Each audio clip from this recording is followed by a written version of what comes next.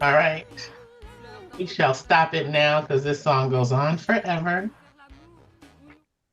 Welcome to the Stargazing book launch for Paul Richmond. I'm Glodean Champion. I will be your hostess in shenanigans and all things fun for the next 55 minutes.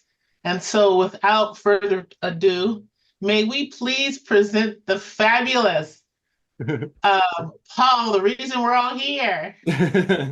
Hi, everyone. Thank you so much for coming. I am so excited to see so many faces here and friends, and this is wonderful. This means so much. I wanted to be able to share this experience with everybody all over the place, and so I appreciate you joining me here. Awesome. All right. So the first thing I have to say is congratulations. Have you all seen Paul's book? Like the cover's amazing, but look, I thought it was gonna be a little skinny book. Look at that. This is 40. Oh, you This, know what? We can't see you very well because it's still showing that opening screen. let me stop that. I need to see your beautiful face much bigger than that. Stop this sharing shenanigans. All right. Here, let's So spotlight you. I'll do it. Paul, There Paul you brought this over. Thank you.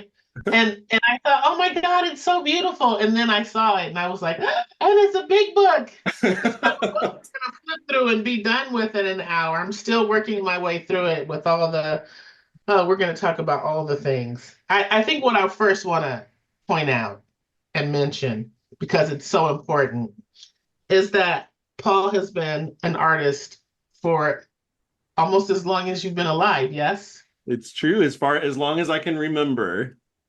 So in the book, you'll notice this, but I just want to show you. So first, have you seen this baby? Look at that baby. I haven't changed much. Maybe a little more today than Right. usual. But he was showing me that the art at the beginning of the book is his art. And so I have to point this out before we even get started. For those who do not know, they're going to see absolute like brilliance and talent. So this is Paul's early work. Wait, so look at that. Now, first of all, if I had painted that, those would be stick figures with fat hands and well, features you couldn't tell. And then look at this. You can at least tell this is Disney characters. And then this is Snow White, right? We're not confused about that. And he said, how old were you? He was 5 and 6. He was 5 and 6. I just want you to sit with that for a minute. A 5-year-old did this. And then think about what your 5-year-old paintings would look like. Then fast forward, and we don't even have to fast forward far, but I'll fast forward just a little bit further. What is this? Okay. So 5 years later, this is what we look at. Practice is a good thing. Look at this. It's amazing. Like Oh. we know that's Ariel, right? So, I'm just mentioning that because this is going to begin our conversation because of where Paul started. Um, I point that out simply because art is a skill that requires practice. Yeah. And I think some of us come into the world with a lot of that skill already predispositioned into us. I feel like that may be true for Paul, but then there's another reason why he has gotten so good. And so I'm just going to say from our conversation, Paul, remembering that you said part of it was just because art was kind of his refuge, his best friend, his safety, Mhm. like from Definitely. 5 to well into high school, right? Absolutely. Yes. So, I knew I had a way of expressing myself that, was yeah, just for me. And it was such an important tool that helped me get through my childhood. yeah. So talk about talk about what that's like, because I know that um, kids, especially nowadays, um, are are are are more reclusive than they were Mhm. when we were growing up, as or when I was growing up, since I'm 17 years older than you. You don't look it. But I remember playing outside, so I can't imagine like not being able to play outside because I don't feel comfortable. Hmm. So even though I know that this was your kind of safe space, tell me or tell us what that was like inside home, the support you got from your parents, or maybe people closer to you than the people outside that didn't make you feel safe. Absolutely. And before I do that, I just want to give a quick shout out to my friend Brandon McGill, who came in to town, is an incredible body painter and is responsible for this work of art that you are seeing on me today. So we have been having so much fun all day. Today I got to be the canvas, and this is all Brandon's work. So give them a round of applause for this transformation. There's more to it that I can't show you at the moment, but anyway, you're amazing. Thank you. Thank you for bringing like so much more Absolutely. fun and magic to this event. Thank you for releasing such a beautiful book. Of course. All right, now to answer your question. So when I was little, I did not want to go outside. I did not want to go out and play with friends. I really just didn't even connect with people my own age. As a little kid, I would enjoy talking to adults, but other kids my age, I really wanted nothing to do with them. So I would prefer to stay inside and draw. And I don't know where that came from because my parents were not artists. But they said that I would wake up at as early as age 3, and I'd get up in the morning before them and be sitting at the dining room table and have 200 or 300 drawings finished before they got up. And they were not good drawings. They were not, I don't have any of those because they were just on scrap paper, but they were the drawings that any 3 or 4 year old would make. But there was just something in me that made me want or need to do it constantly. And of course, I was drawing cartoon characters or whatever was kind of on my mind at the time that was part of that world. But I just had this need to take these pictures in my head and put them down on paper. And I was so lucky as a kid that even though my parents were not artists and they didn't really understand the art world, they found an artist in our community and convinced her to teach me lessons. So I started going, her name was Linda Regula. Just one of the most important moments in my life was the day that we showed up at her door. And she had told me years later that she spent the whole first part of that conversation trying to think of how she could get out of it because she was not used to, she had never taught kids. But we just had this great connection, and she agreed to be my teacher, and that the rest is history. As soon as I walked into her house and saw all of her incredible art, floor to ceiling, covered just vibrant colors, unlike anything I'd ever seen before, I knew that was what I wanted to do with the rest of my life. And now here we are. I love it, and she's in the book. I love that. Yes, Um, it is. which makes me ask you, what okay, let's say that you were put in that same position, and you kind of have been because you work with kids and so many kids. Mhm. What do you think makes the difference? Like, like if you had to explain to a kid a choice of music or art or writing, what would you say in the space of visual art, um, to maybe connect with them? Do you know what I'm saying? Yeah, just how do you kind of make that? The I Well, teach the music is like it's an instrument, so you figure out the instrument, and or yeah, if it's writing, and you're either comfortable writing and expressing yourself or you're not. But art, visual art, is a completely different medium that comes from inside, and you get to create whatever you want. So, like, how do you get kids to like embrace that? yeah. Because you do such a beautiful job with it. Thank you. I think, well, I had a great role model for that too in Linda, because I think too many art teachers get focused on just the technical skills, like learn how to look at something and draw it, or learn how to do shading or perspective or whatever that might be. And those are all helpful and important things to learn, but none of that is what is going to excite a kid or really anybody about making art. You know, people want to make art because they have something they want to say. So I think the way to get kids interested in art and to encourage them is the same way you do it with anybody.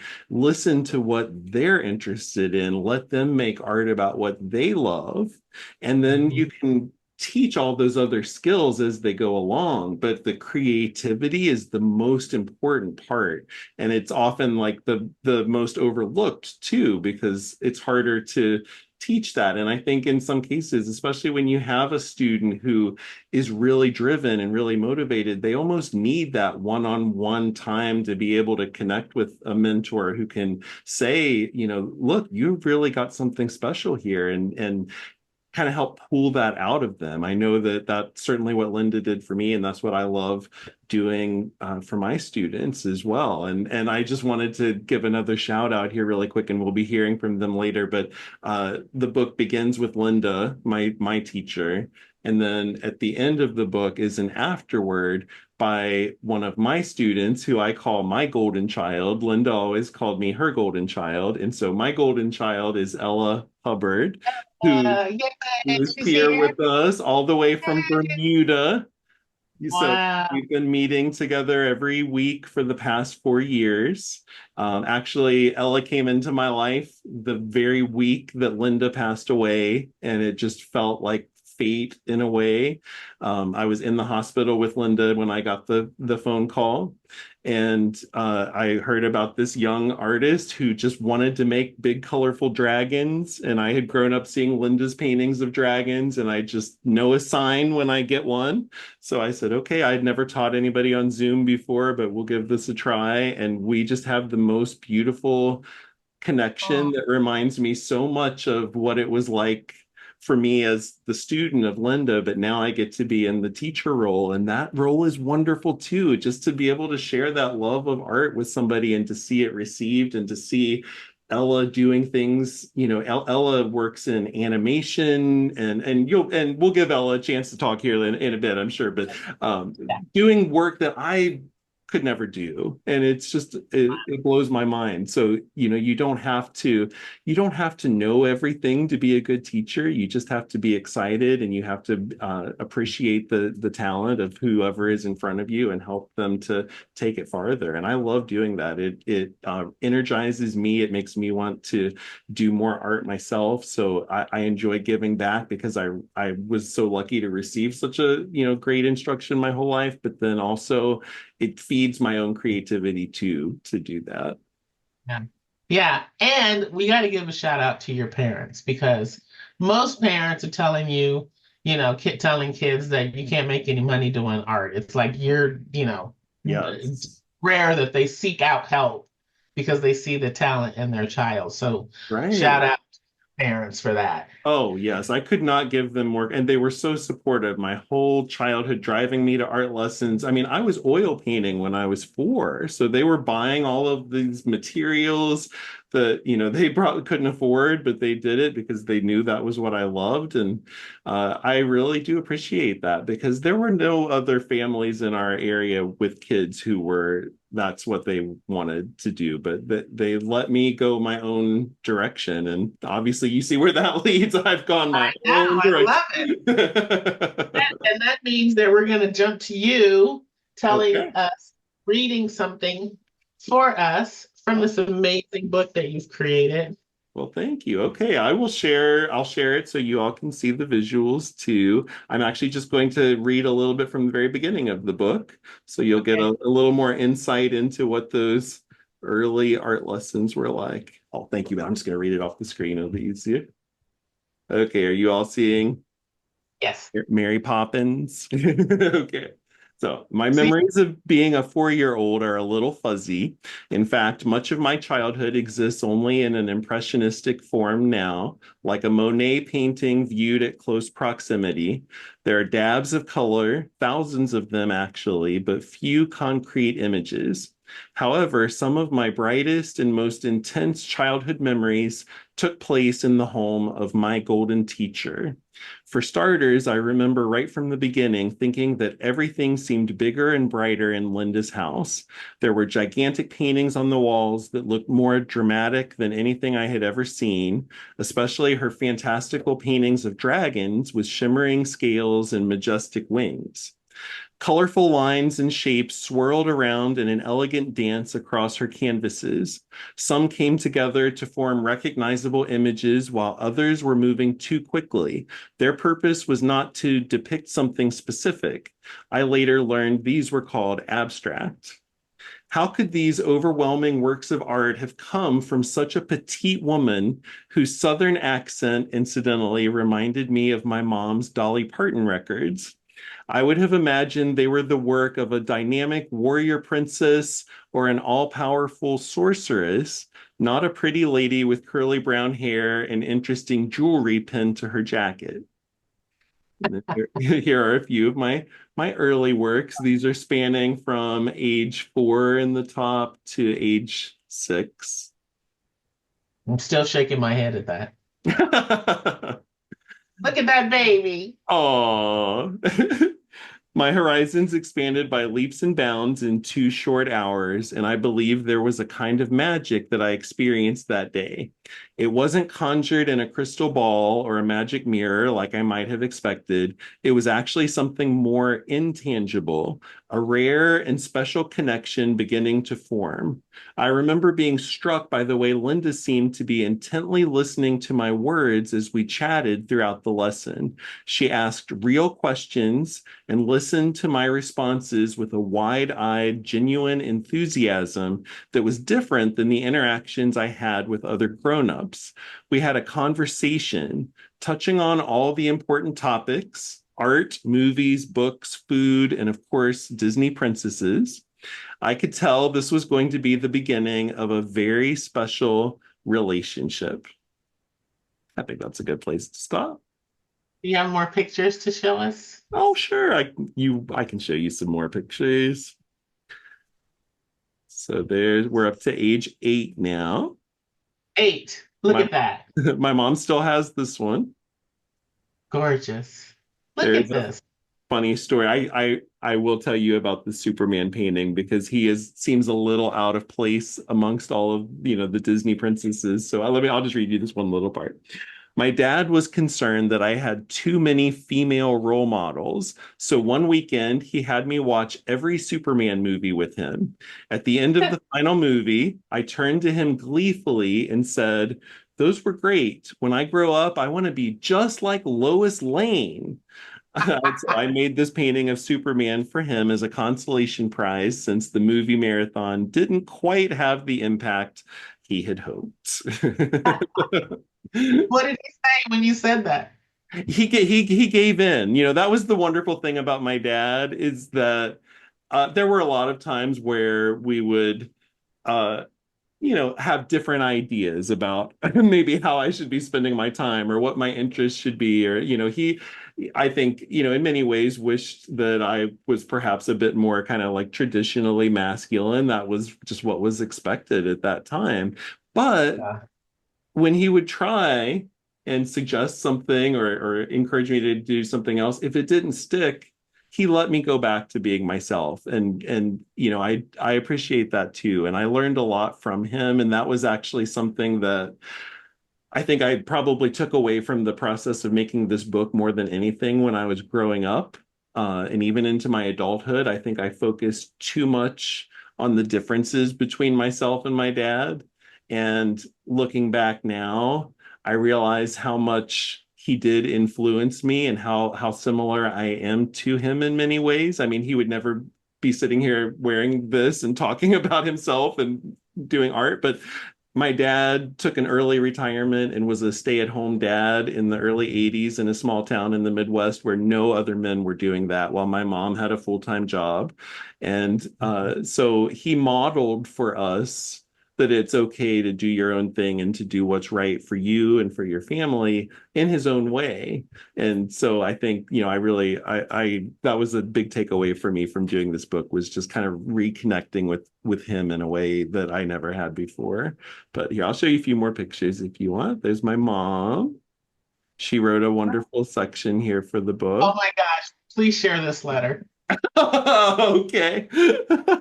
So I've always been a little, I guess you could say ambitious, or some might say pushy. And there was an old penitentiary in Columbus that was not being used. And so I thought it was such a waste of space. So I was 6 and I wrote a letter to the mayor of Columbus and I said, I think that you need to turn this into Disney World. So here's the letter. My mom saved it. Dear Mayor, I enjoyed your art show very much. Did you see my paintings? Do you know what I would enjoy? I would like a nice, peaceful city and have no bad guys. I wish we could turn the bad guys to good. I wish there was room in this city to build something with a lot of characters and activities for children. This place will be called Disney World. It would be real close to our house. Since I am an artist, I can help. I'll draw. I would draw a picture of what it would look like. I'll name some of the characters: Donald Duck, Mickey Mouse, Chip and Dale, Snow White, and many more. And since Walt Disney is in heaven, I would try to take his place in Ohio and rule this kingdom. So please call me for more advice. And he did. And I got to go to the mayor's office, and there's a photo of me meeting with him, and I got all dressed up and made my pitch. And I even, bribed him a little by making that painting that you see there as a little gift for him. So I learned how to work it pretty early on when there was something I wanted. Awesome, but you missed off the other best part. What's that? Oh, at the bottom, I typed this by myself. Huh? Yes. So awesome. So awesome. It's just I think that I would be speaking for everyone if I said that I think what's really spectacular about this creation that you've made and sharing with us is that we already see these things in you, right? It's not like there was this Paul child and then we're like, oh wow, we didn't know. Like I don't think anybody's surprised by anything that they've seen up to. If you all don't mind me speaking for you. It's beautiful that you would say that. Thank you. And I No, think I that really mean it. it's hard, it's interesting to look back over a lifetime of your art and memories like that. And I think it's helped me kind of get to know myself in different ways. And Yeah. also just realizing, like what you said, like there's a lot that about me that has really always been there. And I see it especially like when I was looking at the artwork that I made in college. I still wasn't out of the closet yet. I was very uh, just afraid. I felt like I would be disappointing a lot of people if I came out, although you wouldn't think anybody would be too surprised. But anyhow, I was very repressed. And so the artwork that I made in college, I felt was very safe. I was painted landscapes, I painted, some figures, but it was always like never personal. I was not really putting much of myself into those pieces. And yet when I look at them now, I see a lot of that story in there in ways that I didn't even realize. And actually, let me show you this one because this was kind of mind-blowing to me. I remembered painting it, but I didn't have a specific reason in my head why I was necessarily painting this piece. It's a self-portrait, and it's the piece here on the left where I'm like just peeking through this door that's locked. And when I look at that now, I know that there was so much of the, internal struggle that I was going through at that time that is depicted here in that painting, but I didn't realize it when I was painting it. And I think that's the power of art too. Sometimes it is personal and we put so much of ourselves into it and don't even always see that ourselves. So it's a very powerful thing for me to be able to look back on it and also to be able to share that with all of you, with all of the important people in my life, and just kind of let you get to know me a little better. I would say, oh, that picture next to it also was, I feel like, so as I was looking through your book, I feel like your college art was subliminal messaging. If you It go back, totally was. if you go back to that same page, the Sure, picture sure. of you hiking, there's a guy walking behind you. Yes, yes, yes. Uh-huh. So like it's still there, right? There's the women Oh, that yeah. influence you, but then Yeah. there's this other thing, like I said, this subliminal messaging going on that you were just working your way up to it. I thought maybe if I used enough earth tones, people wouldn't pick up on that. But yeah, no, that the painting that you were talking about, that was totally like a, secret crush kind of story coming through there. That was a personal story as well. And then my love of Mae West, like it doesn't really get Right. gayer than that. Yeah, here I was like trying to convince myself and everybody around me that I was, someone else. But the truth is all there in the artwork. Even some of the hardships and the struggles I think come through like in this series that I painted after a trip to Florence and Rome. And I love seeing all the sculptures that were outside, but I was actually more fascinated by the way they were eroding away and the wear and tear over time. And so that's what I painted. And I feel a lot of like what I was kind of going through at that time in those pieces too, even though it's not necessarily explicitly spelled out. Now, what inspired you to do this book? Like, what do you hope that your readers will get out of it? hmm I want to show people that being an artist is a process. It's not like you just wake up one day and start making masterpieces. I want to share that, it's something that can continue to evolve and change over time. Even as an adult, as you go through the book, you'll see how much my style continues to change, and I like to explore different, subject matter, different themes. So I think a lot of people have the ability or the potential to be creative and to make art, but they're afraid because they think maybe it won't be good enough or somebody will judge it. And I was so lucky to find my creative voice in a way at a time in my life when I really wasn't worried about that yet. I was young enough that I, wasn't really too influenced by peer pressure or anything. I wasn't trying to get validation from it. I truly just made art because I loved doing it and it didn't matter what anybody thought. And I think I'm very lucky because I can tap into that even now, as an adult, and art is my career, and of course it is a business, and I'm try to do things to make money and all of that. But I can so easily put myself back into the mindset of what it was like to be 4 years old and walk up to that easel in Linda's studio and just feel like anything in the world was possible. And if there's anything I would love for people to take away from it, that's it. Just, you're not the only thing stopping you is yourself. And who cares how it turns out? It's about the process and it's about what you're expressing. And I really hope that more people find a way to express what they're thinking and feeling. I think the world would be a much better place. So agree with you. So agree with you. But it starts with like shutting out the outside noise, right? Not worrying about what other people think. Yeah. Because, and I think that's another thing that I admire about just kind of your journey and the path that you've taken as far as creating and not being afraid to express whatever, even in college, I still think you were expressing. Like I Oh, said, it was just yes, totally. subliminal at Yeah. that point. But what's beautiful is that it does have it rings true that you're not overly worried about what other people think, right? And Mhm. I think that's a trait that I don't know if you can I don't know if you can teach it without being a trusted advisor to the people that you're teaching, which is another thing that I think you bring to the table, is Well, and I that you're do understand yeah, that fear too, because I did go through a lot of bullying. I haven't just always been, confident right. and, sure of who I am. I mean, it was a process for me too. And I was bullied severely growing up, which has actually inspired a lot of the work that I do now with the You Will Rise project and different, teaching and mentorship.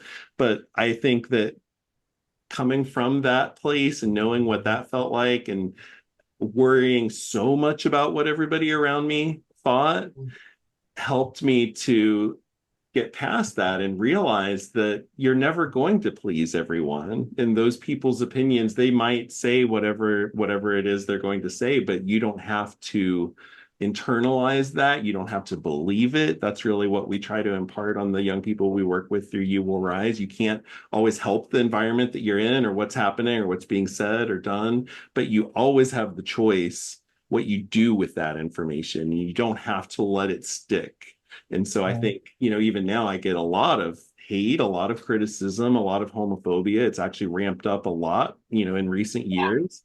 Yeah. Every day I get 50 to 100 probably hate messages on various social media platforms that are vicious. And I think, how damaging would this be to a young person who didn't have a strong sense of self yet? And I know they're probably getting it too, and it's heartbreaking. So, I hope that I can be a role model of resilience and just confidence. I feel like because of the wonderful teacher I had and the all the reassurances I've had throughout my life to people that believed in my talent, I do feel like I'm a very confident person. I'm not ashamed to say that. I don't think we need to be ashamed to be confident in ourselves. And I think I hope that I can inspire more people to believe in themselves a little more, because if you don't, nobody else will.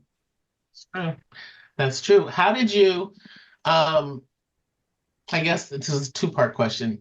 Did you ever, well, how did you handle the bullying? And then are there any pieces that you created from that experience? Yes, a That, lot actually. And I'll share one with you here that I think probably sums it up the best. This takes us back to, I was, how old? I think maybe 13. Let me share this. So all throughout my childhood, going to Linda's class and working on paintings and drawings at home, I was primarily making art about movies, cartoon characters, things that I saw that I liked.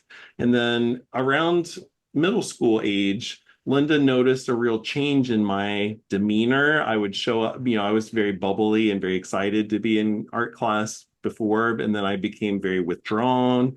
I didn't want to, share anything about my day, and she didn't push, but she could tell that something was wrong.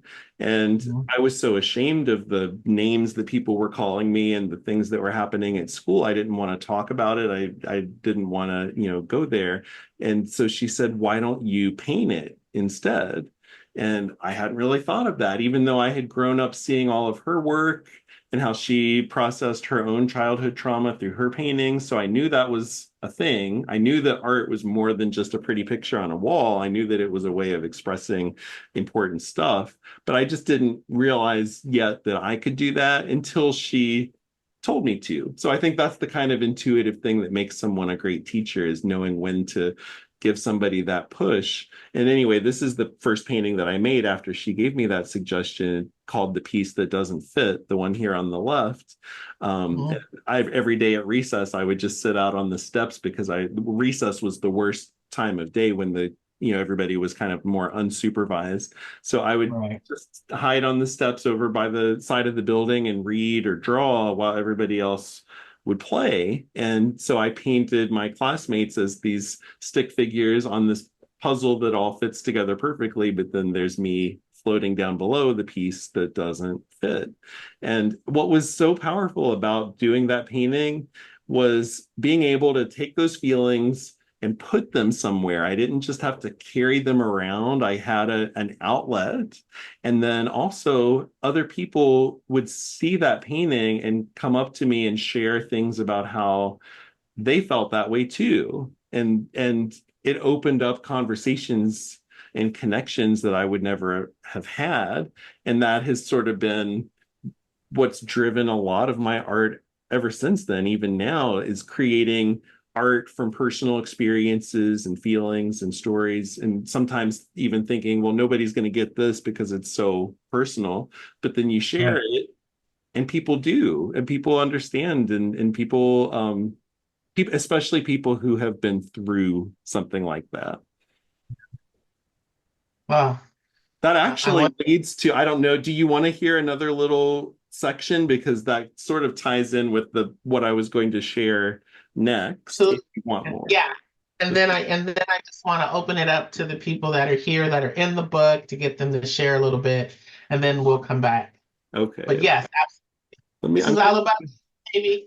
Oh, thank you. Well, all right, we'll do one more quick little reading here. This is a painting of my friend Bryden, who I believe is here. I can't see everybody right now, but I think you're here. Waving his And hand. yay, hi Bryden. So this was a painting from a series that I did called War Paint, and I'll just read you what I wrote about it. Um, so these paintings gave me a chance to learn more about important people in my life. Models would arrive at my studio and receive a container of wet clay that they were asked to smear onto their faces and or bodies. While doing so, I asked them to think about some of the greatest battles in their lives and to channel that energy into the application of the clay. My friend Bryden Shurin posed for one of the war paint pieces. He's a transgender artist and activist who ran Brickbox Studios, the building where I rented studio space in Columbus. Bryden chose to cover his chest with the wet clay because top surgery was one of the big battles of his life that he wanted to represent. It was moving to learn about his experiences and those of the other models. Even when they were describing something I had not experienced myself, I could relate to the humanity behind the struggles, and I wanted the paintings to inspire similar feelings of empathy. I did a second war paint exhibition at the Evansville Museum of Art. One of the docents asked if she could bring her teenage nephew to the opening. He was transgender and immediately understood what Transfiguration, my painting of Bryden, was about when he saw it on the show postcard at her house. I told her I would love for him to come, and when he arrived, he was happy to learn that Bryden was there too. Watching the two of them sitting on a bench in front of that painting was one of the most memorable moments of the opening. It demonstrated how powerful art can be and the connections that can be made through the painted narratives. And mostly it inspired me to want to paint so much more. I love that. Yeah. I love that. Well, then I think, if I may think, Go for it. I think that this will be the perfect segue. Bryden, do you feel up to chatting with us? Here, I'll add you into the mix Sure. here. There he is. All right, Don't hold on. mind my dark kitchen. I'm gonna pull up your piece here. Uh-oh. What just happened? Oh, I see. Sorry, Hi, hold on. everyone. Okay, go for it. We're gonna just see your face. But let me just share the picture first. Mhm. Then you start talking and I'll take it away in a second. Go ahead. You don't have to read. You can just say whatever you want to say, Brian. Oh, yeah, so I'm Bryden. I go by he, they pronouns, and Paul and I met when he was getting a tour of Brickbox Studios to find a studio space to rent out of. And I kind of made it very clear that I don't like shitty people and I don't like bullshit. And I want people that are kind and also queer is my like I'm a queer artist and I would love to have more queer people, but if you're not queer, it's Duck. fine. Just don't be a horrible person. And that was kind of like my spiel. And of course, Paul was like, yes, I would like to attend a studio space. And then Paul kind of started doing like little things where he would have like videotapings of I like what was that? I don't even know. There was always some project. You know me. Yeah, and it was great. And so we kind of just bonded over how we both have just this weird extra amount of energy to create in various different kinds of ways and collaborate on a lot of different projects that give back to our communities and yeah, it's always been a very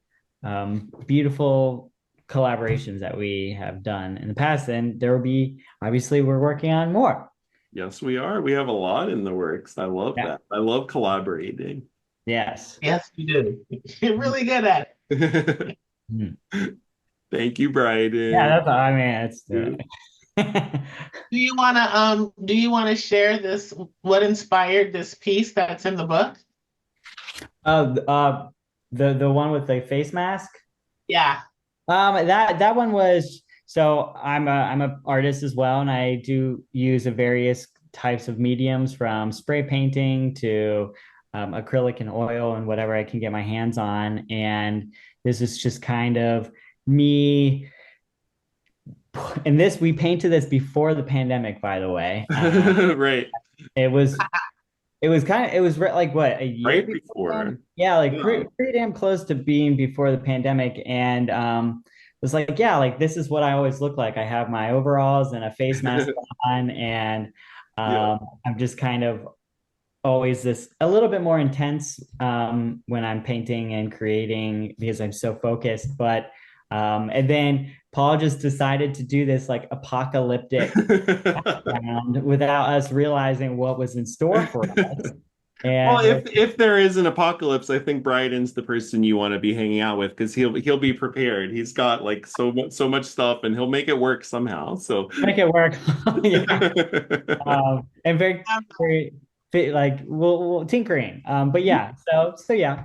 But I love that. Yeah. I have that hung up in my house. It's beautiful. Mm. The next person that we must hear from is Miss Ella Hubbard. So I'm just going to Ella, you Oh, would be so kind to jump in and you'll start talking and I'll take it off the screen in a second. Is Ella still with us? I'm right here. yes. Okay. I can't see the people, or I would spotlight. I think when you stop sharing, I might be able to add. No, I spotlighted. Oh, there you are. Woo! Oh, Hi, that was such a tease. Hi. So hi Ella. everyone. Oh, sorry. Go ahead. No, I was gonna say just go talking and we'll come back to this piece. Yay. Of course. So hi everyone. As you know, my name is Ella. I'm 18 years old and I've been working with Mr. Paul for around 4 years now. There was a time in my life not too long ago when I was that same kind of struggling middle schooler who just loved art, but I could never really make any friends, or I never really found a place to, be part of, be my own self. And I got a my mom got a message from one of my my English tutor, and saying that my English tutor's sister had a friend who was Mr. Paul.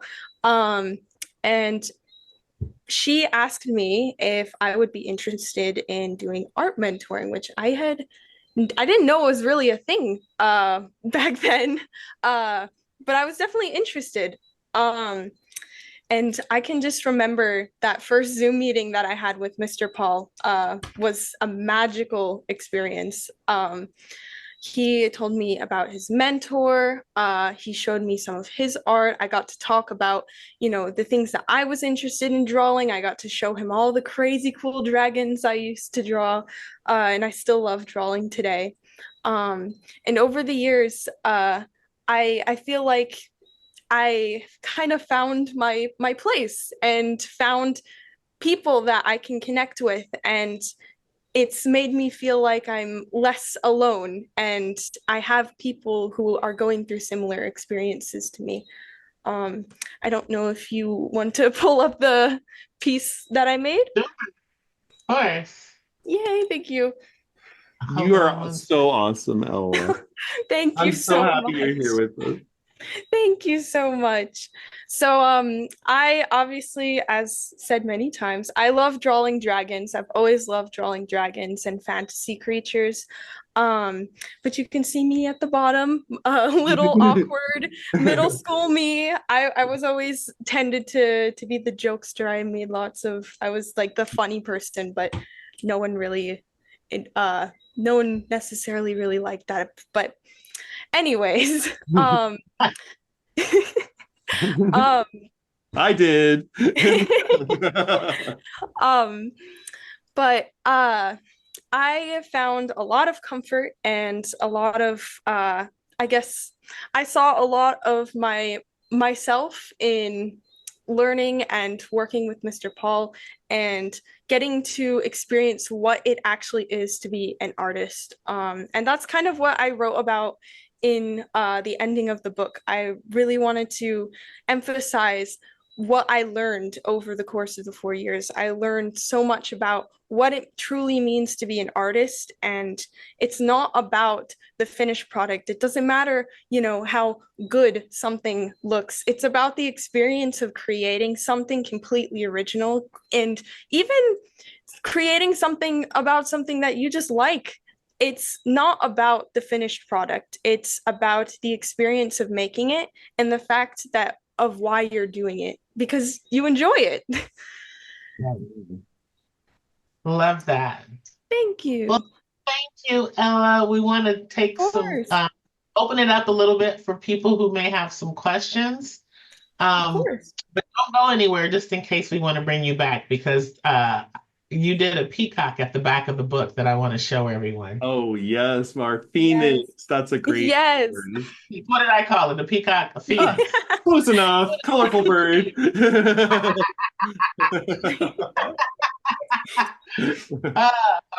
Forget it. Do we have any questions? Does anyone want to ask a question in the audience?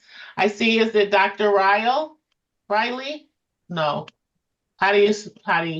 Yeah, Ryle. Yeah, Jackie. It's Jackie. Hi, Jackie. Hi, Paul. I'm one of the students and grateful. And I you know what I wonder, Paul? I was really impressed with how. I mean, this is a book that you wrote, and it's like an autobiography. It is, but you included passages written by other people, and then you had paintings to go with that. And I wondered, that's very powerful. How did you come up with that design? What made you think about doing it that way? Well, I guess, I mean, I love people, and the important people in my life are such an integral part of my story that I just thought it would be valuable to hear from their perspective, not just, me talking about me all the time, but let someone else talk about me for a little bit. But actually, there was a magazine that came out a few years ago where they collected interviews with a lot of important people in my life, and reading some of the things that they said really made me realize how important that is to get those perspectives and to capture them. And it just paints a more well-rounded picture, I think. I love painting people, and I love trying to, evoke the same kind of feelings of empathy that I have for others and encourage the viewer to feel that way too. So I thought, what would be better than just letting you hear from these people from, in their own voices. Yeah. Thank you. It comes across beautifully. Thank you. Thank you. Thank you. And then we have Zach has a question. Hi, Zach. Hi, Paul. How's it going, bud? Great. Good to see you. Good. Yeah, good to see you too. I have kind of a two-parter. The first one, just out of professional curiosity, how long did it take you from start to finish to make this book? Well, about 40 years. No, 6 months was what I spent working on putting it all together. Wow. But I do think that the artwork really tells the story probably better than anything. So the honest answer is 40 years because I've been working on that all along. And that's what really drove it. That's what made me want to do the book, was knowing that I had visuals that would tell the story too, and that was rather unique. So I felt like it was important for me to collect all of that and share it while I still remembered everything. There you go. Well, I'm looking forward to reading the next one that's released in the next 40 years from now. Okay, yeah. Sounds good. Yeah, who knows what's going to come next? Exactly, and that's the fun of it, is we don't know what's coming next. I don't even know if you know what's coming next. I have no clue, and I'm okay with that. Right, let's take the journey together. I'm in. Yeah. And the second question I had was, do you often find yourself incorporating different perspectives, and by perspectives I mean from the point of view of other people, not perspective as in the art term. And if so, how do you find yourself typically doing that? Well, when I paint people, there's it's like almost two different things that are happening at the same time. On one hand, I am thinking about and looking for the things that we have in common, and I'm connecting with them as human beings, even though their experiences might be completely different than mine and usually are. And I love and celebrate and appreciate diversity. So I want to paint people from all walks of life who are very different from me, but yet I try to do more than just show what they look like. I want to get to know them. I want to understand something about who they are and let that come through in the painting. So I ask a lot of questions, and it's a personal kind of experience too. So while I'm connecting with them and looking for the things we have in common, I'm also realizing and recognizing the differences and trying to honor who they are as an individual. And it's not about me trying to claim their story or tell their story.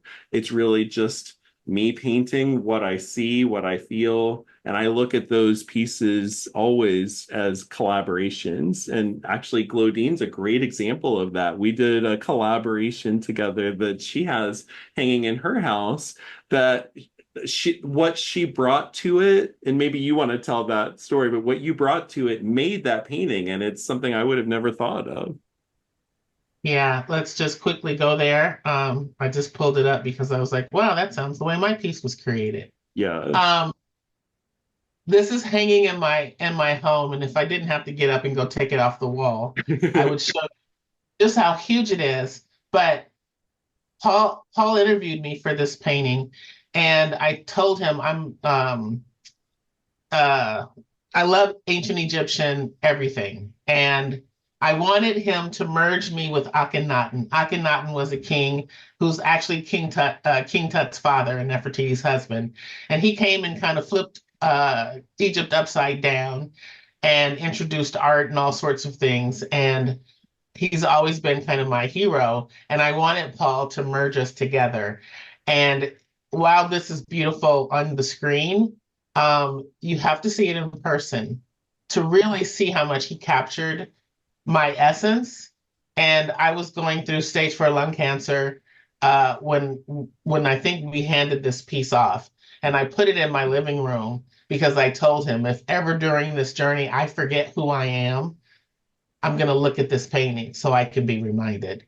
And then he also added in the first line of my novel over there, really, really quietly, nobody else would know but me unless they looked or they know my book. Anyway, so enough of that. I got teary-eyed talking about it. So I'm going to stop because Jenna has a question. Well, Jenna's iPad too has a question. Hi, Jenna's iPad. I think my iPad enjoys the fact it has a question. Good. Hi, Jenna, by the way, love you. Love you too, hon. Okay. I have a question. Well, it's a two-parter also. I have to make it that way. So yeah. The first one is, when you were going about trying to figure out what you were going to include in the book and going through the process of processing and reflecting, what parts of those moments really woken up something inside your mind? Like, what really impacted you? And and here's the other part. Okay. What were the things that affected you that you didn't think were going to? Hey, good questions. I should have known you would have some thought-provoking ones. Okay. Well, one of the things that really came up for me, and I think you'll appreciate this because Jenna was also mentored by Linda, and I kind of got to know her around that time, and so we really bonded over that. But Linda had this incredible body of work that she made over her lifetime, hundreds and hundreds of paintings that made me who I am just seeing those pieces. And I believe it was about a year and a half after she passed away, there was a fire in the building where all of those paintings were stored, and they were all lost. Now, there were some paintings that her family members had, and I have a few, but a large bulk of her work was lost. And that, thinking about that was another reason why I really wanted to make the book and just try to document what I have done, share the stories. But the cover of the book is a recreation of a painting that I remember Linda had made of herself as a child laying on the grass, reaching up for the stars. And in her version, it was just a night sky. But in my version, I filled the sky with images that I remembered from her painting, some of the ones that impacted me the most.